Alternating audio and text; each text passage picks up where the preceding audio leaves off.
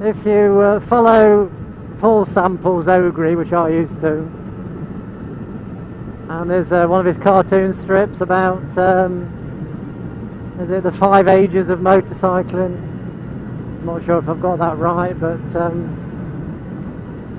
it's where, you know, you're young and eager and you see your bike, whether it's a 250 or whatever it is, in the showroom, and it's all gleaming and it seems absolutely massive, and you go out on it and it seems absolutely enormous, terrifying, fast.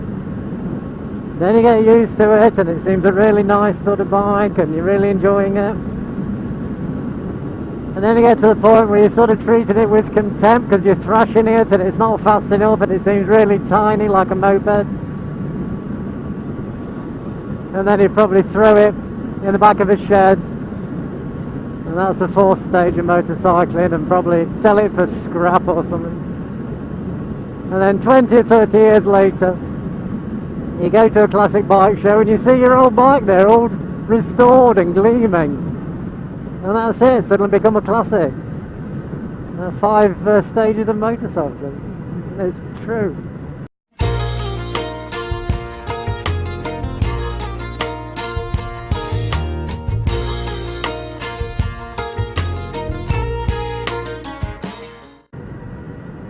I think out of the true cafe racers, they're out there. I'm not classing the BMW 9T as a cafe racer. It's a very modern looking bike, but the Thruxton R, the Enfield Continental, and the Moto Guzzi V7 Racer, I think are sort of 3 true authentic retro cafe racers.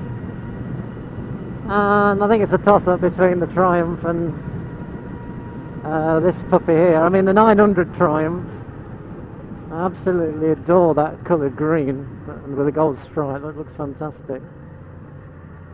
But obviously you go for the big 1200 one, wouldn't you, really, the Thruxton R, which doesn't look as classic, but it's still a beautiful looking machine.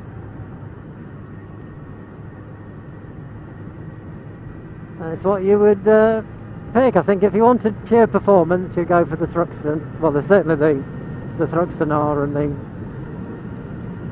its baby brother. You wouldn't go for the 900 Thruxton unless you wanted aesthetic. And I think this is the same. If you're into the aesthetic of it, this is an absolutely gorgeous looking thing.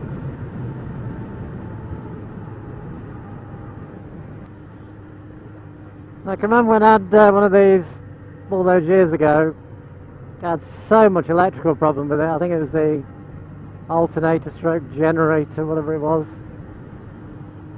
and I think I had to have a new one of those or a new regulator rectifier fitted every 5 seconds.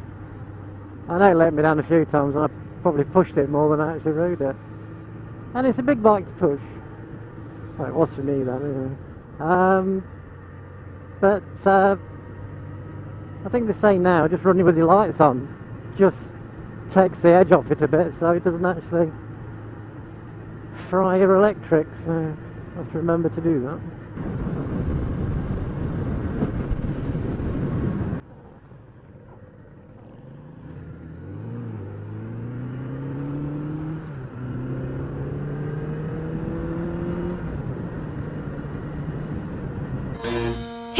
The body of a high-ranked man with a stone so plain, buried in a cemetery in Kensal Green, in Victoria's reign.